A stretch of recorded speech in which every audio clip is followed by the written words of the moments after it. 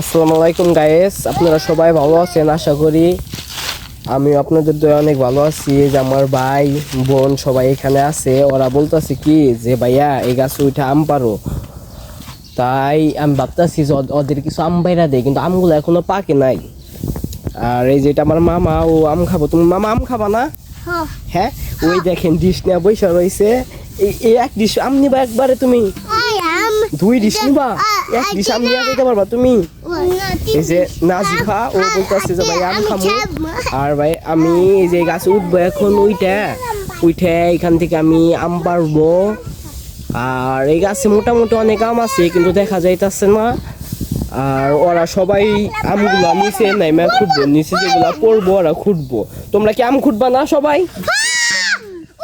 তোমরা সুন্দরভাবে খুঁটো, আমি গাছ উইটা আম পাইরা দিতাছি তোমাদের। হ্যাঁ, আর আম কি করে খাবা?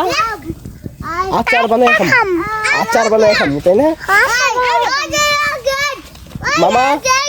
আম আচার বানায় খাবা না? আমের আচার খাবা? বড়ির আচার? আম দিয়ে বড়ির আচার খাওয়া যাবো?